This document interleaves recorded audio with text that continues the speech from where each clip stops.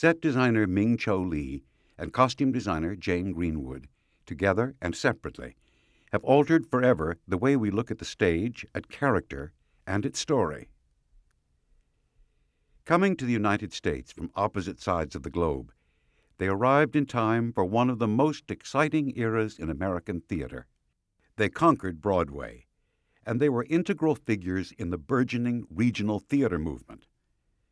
Costume designer Jane Greenwood has been nominated for 16 Tony Awards and never won. The nominations alone testify to the range of her work. Who's Afraid of Virginia Woolf in 2005, Passion in 1994, The Iceman Cometh in 1986, Tartuffe in 1965.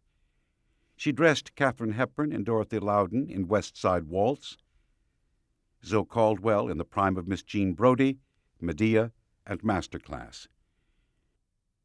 Born in Liverpool in 1934, she received her professional training at London's Central School of Arts and Crafts and inherited her commitment to period accuracy from mentor Nora Waugh.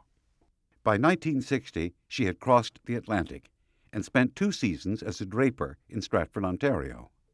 From there, she came to New York for a job with legendary designer Ray Diffin, a man who would become both mentor and friend. One fateful night, she met set designer and neighbor Ben Edwards when his house burned down. The meeting led to Jane's first Broadway show, and eventually to marriage and family. In 1964, she and Edwards designed Richard Burton's Hamlet under the direction of John Gielgud. Jane was on her way. Born in Shanghai in 1930, Ming Lee remembered, "I came from a business family that was deeply suspicious of the arts, with the sole but vital exception of my mother." By 1949, Ming was studying art at Occidental College in Los Angeles, and by 1955, he was in New York as assistant to designer Joe Melziner, the man who would become his mentor, friend, and confidant. By 1958, he was busy enough that he had to stop off between his wedding and the reception for a creative meeting with choreographer José Limón. But it was that collaboration with Betsy Rapport, wife, sounding board, manager, and great love, that would last a lifetime.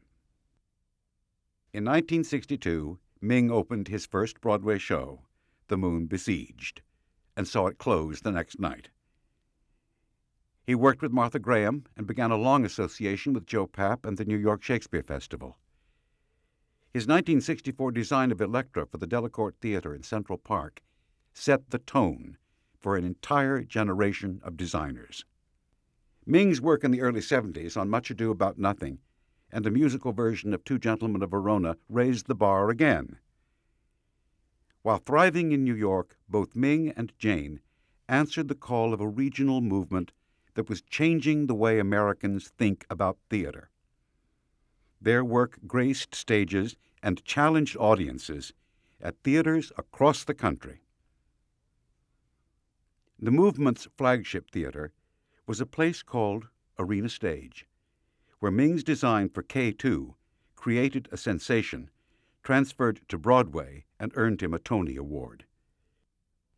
But it was the arena production of Hamlet under the direction of Liviu Ciulei that brought fresh insights to Ming and a new approach to his work. It was a slow process of getting closer to the plays, he remembered, not just analyzing them, but getting closer to them. Jane agreed. "You need to be a good historian," she said. "You need to be able to understand who those people are." Michael Kahn echoed the sentiment. Jane's costumes, whether Elizabethan or 19th century or modern, are always clothes. They illuminate the characters. Indeed, Kahn and the Shakespeare Theatre have been home to some of Ming and Jane's finest work. Costumes for Winter's Tale, sets for Lorenzaccio, and their acclaimed collaboration on Morning Becomes Electra.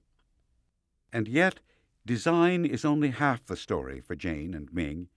Their collaboration extends beyond the stage and into the classroom. They have taught together at the Yale School of Drama for 30 years. We'd take the 7:40 train together every Wednesday morning, Ming recalled. Talking to her, even gossiping, is like attending a master class. It's a wonderful time to talk about what we really are feeling about the students, Jane added. We nurture them very specifically. I think that comes from Ming. The method developed at Yale, matching student design teams with professional directors, Ming now brings to an annual 2-week intensive at the Kennedy Center and to the National Design Portfolio Review, or Clambake. Look, Jane tells her students, look at everything. Remember things. Make your eye your strongest instrument. Ming once said, when the show is over, the set has no value. There's a temporariness about our work. Yet that work lives on, and not just in design sketches and production photos. Ming brings to his students a wisdom gleaned from mentor Joe Melziner, who himself learned from the legendary Robert Edmond Jones.